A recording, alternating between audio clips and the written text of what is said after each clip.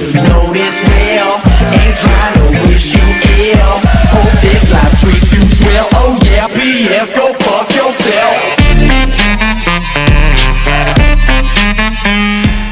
What's going on, everybody? My name is Hajilicious, and welcome back to my prediction series. Today, we're taking on the Week 11 NFL matchup of the Raiders versus Texans. But let's get into the Week 9 matchup of the recap of Raiders versus Broncos. The Raiders did have a bye week last week, as did I. Took that shit off, took a little break. We're back at it, so let's get into this game. After all the fucking shit talk, all the smack talk, the people not believing the Raiders were real, the Raiders laid a beatdown of the Broncos 30-20, a very defining victory. They beat the Broncos in offense, defense, and special teams. It wasn't even... the score is a little closer than the game actually was. If it wasn't for some garbage time, this game probably would have ended about 30-13. Let's get right into this one. I mean...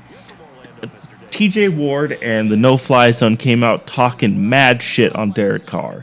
You know, trying to bait him into going out there and trying to beat the Broncos through the air. And Jack Del Rio wasn't having any of that. He devised a game plan that came in with a run-first offense, and my God, did that work. The Raiders as a team had 218 yards on the ground, and that was between Murray, Richard, and Washington. Latavius Murray had 20 carries for 114 yards and 3 touchdowns. He went out there and single-handedly beat the Denver Broncos. They had no answer for him. Jalen Richard had 8 carries for 62 yards. DeAndre Washington had 10 for 35. Olawale got in there for 1 for 4. Even DC had 4 runs for 3 yards. 4 carries for 3 yards, I should say. I don't know why he had that many. I guess just little bootlegs that they counted. Because he does like to take off and run every once in a while. This game, man, the Raiders started out early. Got out to an early 13-0 lead. Broncos started kind of playing behind that, getting touchdowns of their own. Khalil Mack got his sack count up to 6. He had a strip sack on Simeon.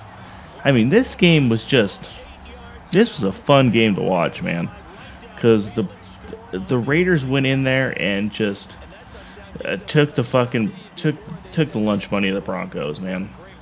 The Broncos have had trouble with their offensive line. Their offense is pretty much ass garbage at this point. They're running off their defense, which I think we're starting to see the Broncos unravel a little bit, because that defense is not going to... It's on paper, from most of the starting positions, that defense is the same as last year. You know, it's the same Super Bowl champion defense. But they've lost their rotational players, you know, the Malik Jacksons, the Trevathans. They've been poached over the last couple of years. And when you start losing people like that, these stars that you have in like Von Miller, Derek Wolfe, DeMarcus Ware, all these guys cannot play a full fucking game at an elite level. Yeah, they can go out there and play for 60 minutes, but you're not going to get the same kind of elite performing defenses that we saw last year from the Denver Broncos that we will this year, because these guys are gassing out in the third quarter.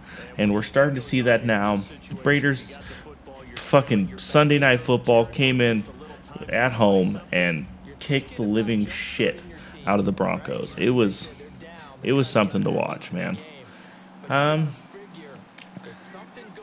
This was one of those games, though, where, I mean, everything had to go right, and it just did. I mean, every part of this team was functioning as a full team. If they had to punt, and Marquette King, every week, Marquette King goes out there and puts on a show. He's bringing some swag to the punting position that we've never seen. You know, he's got style, he's got flavor. He rode the goddamn pony. He pulled off Von Miller's sack dance after pitting the Broncos to, I don't even know how many times this guy is so good at pitting people to the go fuck yourself yard line. That's about where you end up every time this guy punts the ball.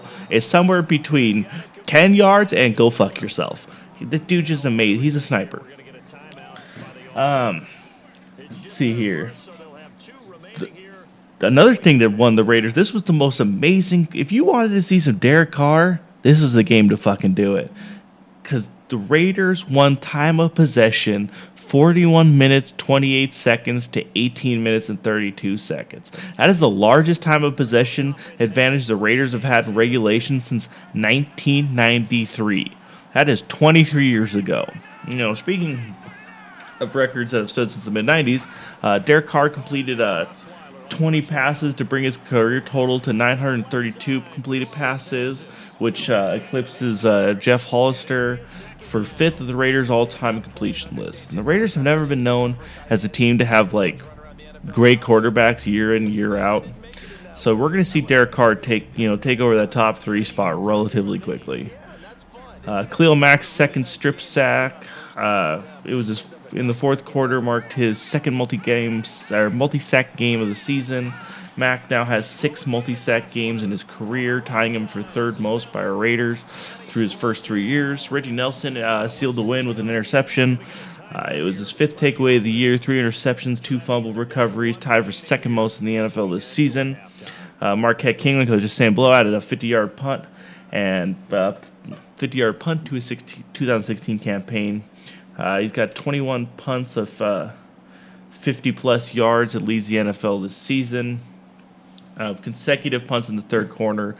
King plays a punt on the 2-yard line. That gives him an NFL-leading 6 punts inside the 10-yard line this season.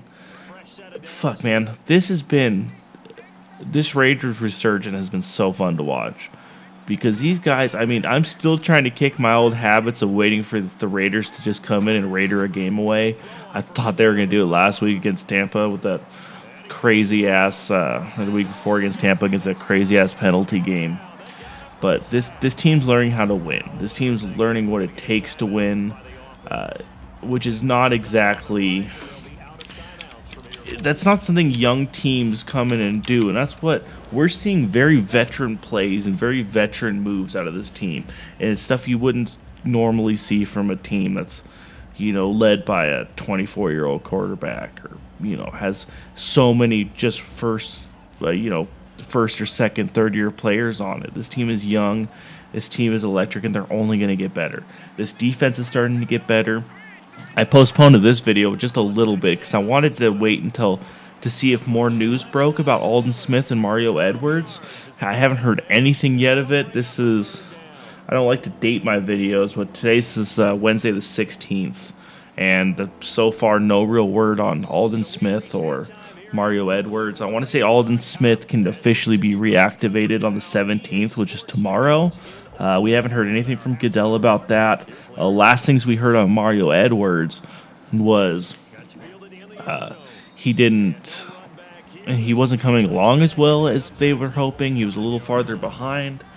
He could have came back before the bye week and could have played against Denver, just by his time frame. Obviously, he didn't, and he wasn't going to. But yeah, those are 2 people that needed from the team. The Raiders' defense looked good, and that was without Sean Smith at number 1 quarterback and without Stacey McGee at defensive tackle. And that's been one problem that the Raiders have had, is an interior pass rush, and Stacey McGee's been at least somewhat of that. He's not a game changer and all, but he just does a little bit extra out there. And the additions of Mario Edwards, Sean Smith, and Aldon Smith are going to be much needed. I think that's going to be the pieces that push the Raiders over the top for the postseason this year. Is we're going to be looking at that defense finally starting to come around. And if you take out the first 3 or 4 weeks of the season, the Raiders' defense is severely improving. They're not getting trashed like they were against the Saints and the Falcons.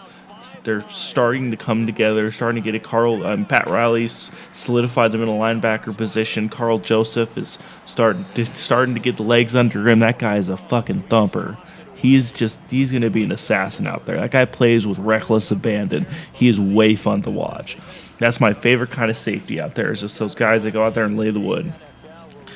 So this week we got the Raiders, one of the Raiders' home games coming up.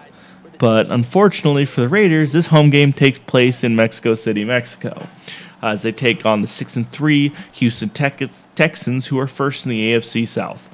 The Texans have been just kind of quietly hanging around at 6-3. They're a team that I put a lot more, I wouldn't say faith, but like I'm not as surprised that this Texans team right now is 6-3. Currently, they've beaten the Chiefs, they lost to the Patriots, they've beaten the Titans, lost to the Vikings, beat the Colts, lost to the Broncos, beat the Lions, and then beat the Jags. So they're not exactly beating the most quality of opponents. Like, if they had wins against the Patriots or the Vikings, I would feel a little more confident about their chances against the Raiders. I really take their win, their Week 1 win against the Chiefs with a grain of salt because the Chiefs have obviously proved their legitimacy. I mean, they lost to the Broncos for fuck's sakes. Like, I'm not going to take anything away from the Broncos or say they're shit now because the Raiders beat them, but I mean, their losses are not good. 27-0 to the Patriots, 31-13 to the Vikings, 27-9 to the Broncos. So when these guys get blown out so far this year or they lose, it's by a lot. It's by, a good portion here. This game though, like without JJ Watt out there, I'm not really scared of their defense too much. I'm definitely not scared of Brock Osweiler. If anything, he should be fucking shitting himself right now over the fact of having to play Khalil Mack again.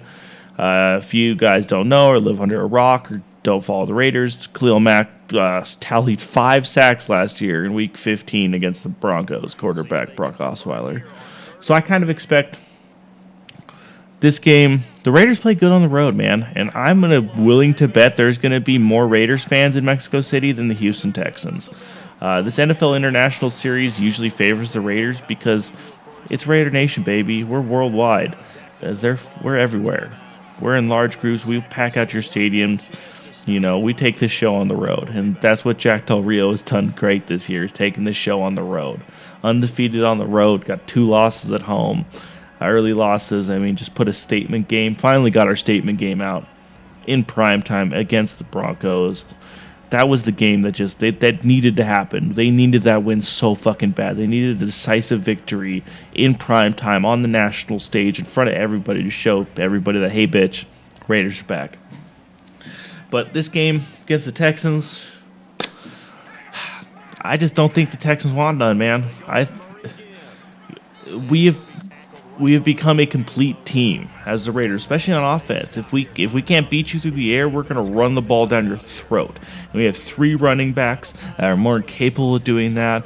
And I believe the running game is going to open up a little bit for Cooper and Crabtree, and we're going to see a lot more air assault because we're not against the no-fly zone. So this game, I expect this game to be one of the Raiders' blowouts this year. I'm going to go 33-14 Raiders over Texans. I don't think the fucking Houston Texans want none. This is our year. This is the Raiders' year right now. We might not. God knows I don't think the Raiders are going to win it all. I'm not one of those people that are like, yeah, we're going to the fucking Super Bowl. But at this point, we're making the playoffs. It might be a wild card. I'm still not convinced how this Raiders team is going to figure out some way to win this division, because right now it's all the Chargers, Broncos, and Chiefs are all tied at 7 wins, and the Chargers aren't far behind that either. They're like 4-5. So this division is nowhere by means locked up, nowhere decided. I would not be surprised in the slightest if somehow the Chargers won this division. I know they're the farthest of the games out of the 4 teams, but this is something that the AFC West is the best division in the league right now. It's not even fucking questioned. The Chargers are probably the best 4th place team in the entire division. They're like right there with like the Eagles. So let's go with that, 33-14. Thank you guys for watching. Please remember to like, comment, subscribe, and as always, go fuck yourselves and go Raiders.